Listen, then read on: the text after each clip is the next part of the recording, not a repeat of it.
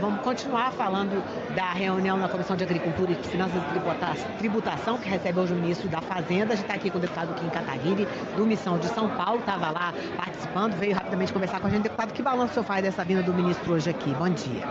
Bom dia. Bom, primeiro, eu acho que o ministro, ele precisa explicar como ele tem um discurso em relação ao aumento das despesas obrigatórias, mas ao mesmo tempo a base do governo aqui na Câmara dos Deputados vota a favor de todas essas despesas obrigatórias. E o próprio modelo que vai levar ao colapso do orçamento, que o ministro disse, inclusive recentemente em entrevista do Estadão, foi a PEC da transição, aprovada pelo governo. Hoje a gente tem um modelo fiscal que não faz o menor sentido, porque quanto mais a gente arrecada, mais a gente é obrigado a gastar, porque as nossas despesas estão vinculadas à receita corrente líquida e à receita de impostos. Então, a gente está esmagando o nosso orçamento e daqui a pouco não vai precisar de presidente da República, porque 100% do orçamento, a execução já está definida em lei.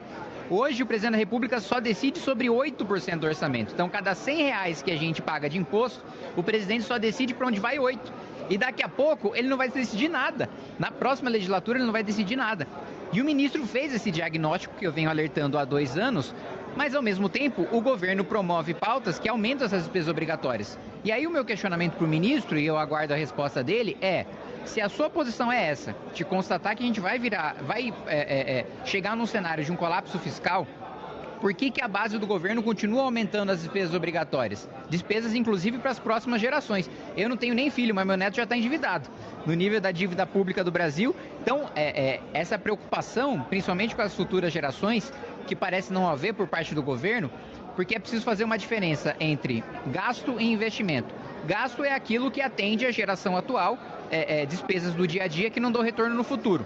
Investimento é quando você investe em infraestrutura, é quando você investe em ciência e tecnologia, é aquilo que vai dar retorno para o futuro. É aquilo que a gente paga com dinheiro de hoje, mas vai beneficiar não só as pessoas que estão vivas hoje, mas também as futuras gerações. E a gente não tem feito nenhum investimento. O nosso investimento tem sido mínimo. E o pouco de investimento que a gente faz é mal alocado. Então eu acho que o ministro, ele está adotando um discurso muito diferente do ministro Haddad, do ministro anterior, e que é incompatível com a prática do governo aqui dentro do Congresso Nacional. Só para fechar, o governo costuma jogar muita responsabilidade do que ele chama de pautas-bomba, e que de fato são pautas-bomba para o orçamento, nas costas do Congresso. Fala, não, foi o Congresso que aprovou. Só que quem tem maioria no Congresso é o governo. Eu sou de oposição, eu perco todos os dias no plenário da Câmara, porque é o governo que tem maioria. Então, não existe essa responsabilidade dessa entidade etérea chamada Congresso. O Congresso é composto, em sua maioria, por parlamentares da base do governo. E eles aprovam essas pautas-bomba. Se você for analisar as últimas 7 pautas que o governo chamou de pautas-bomba, teve um único deputado que votou contra todas elas. Eu. Todos os deputados da base do governo votavam favoravelmente e boa parte dos parlamentares da oposição também. Então é preciso ajustar esse diagnóstico e esse discurso do Ministério da Fazenda de que o colapso vai entrar em orçamento com a prática do governo aqui dentro do parlamento. Deputado, e como desengessar o orçamento, então? Existe alguma vontade política para isso?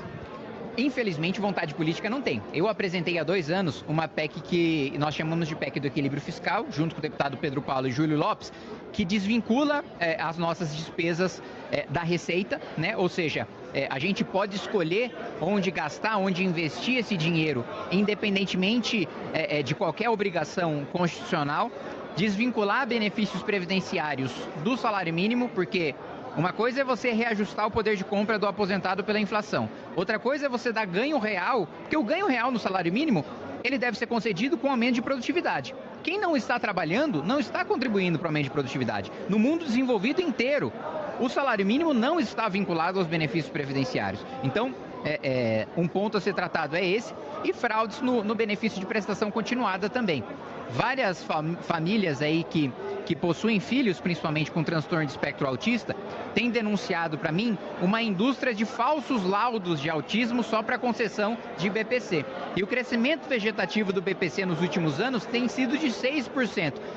O número de brasileiros não cresce na taxa de 6%. Não faz o menor sentido o BPC crescer nessa proporção. Então, há várias medidas que podem ser tomadas, inclusive um dos meus posicionamentos é de cortar emendas parlamentares, que parte delas, as impositivas individuais, estão vinculadas à Receita, e as de bancada também, Isso são 60 bilhões de reais de despesas, somando as de comissão, que é o orçamento secreto, que a gente tem de gasto todos os anos e que poderia ser muito melhor investido. A gente vê aí, infelizmente, parlamentares aí, colegas meus, enviando para uma cidade que tem 10% de cobertura de saneamento básico, emenda parlamentar para ter show do Wesley Safadão. Sim, isso, na minha avaliação, é absolutamente irrazoável, né? E outro aspecto importante, os privilégios tributários para grandes empresas, né? A gente tem aqui, em relação a renúncias fiscais, cerca de 800 bilhões de reais. Mas há renúncias justificáveis dentro desses 800 bi. A primeira, por exemplo, é o Simples, né, para pequenos empreendedores. Depois tem a desoneração da cesta básica, vem Zona Franca de Manaus, que acho que tem que acabar, mas muito do que está lá para assistência social também, a benefício previdenciário para quem presta às entidades de assistência social, são justificáveis. Mas tem 200 bilhões de reais que são para grandes empresas que possuem grande poder de lobby aqui dentro do Parlamento e no Palácio do Planalto. Esses, com certeza, precisam ser revistos, porque a justificativa é a gente dá um benefício fiscal, em contrapartida, ter geração de emprego, ter geração de renda, até aumento de produtividade. Só que a constatação, principalmente do PAC e do novo PAC, é de que esses investimentos, esses subsídios, esses benefícios fiscais não estão dando retorno. A gente só está tirando dinheiro do pagador de imposto mais pobre, porque o sistema tributário brasileiro cobra do mais pobre porque ele é baseado no consumo, não é baseado nem na renda nem no patrimônio. Quem mais consome o próprio salário é o mais pobre. Não sobra um dinheiro no final do mês para ele investir em tesouro direto, né? Não sobra dinheiro no final do mês para ele fazer uma poupança que seja. Sobra para os mais ricos. Então, a gente está tirando na prática dinheiro do imposto do trabalhador mais pobre para passar para uma pequena elite que tem muita influência dentro do Congresso, que tem muita influência dentro do Palácio do Planalto e que concentram 200 bilhões de reais em privilégios. E para fechar, tem mais ainda 15 bilhões de super salários, principalmente no Judiciário, no Ministério Público e nas carreiras jurídicas do Poder Executivo, que é um sujeito que já ganha 46 mil reais e aí ele ilegalmente, inconstitucionalmente, recebe mais do que 46 mil reais, que é o teto do funcionalismo público, o salário de um ministro do Supremo Tribunal Federal. E isso também é um ponto que tem que ser cortado 100%.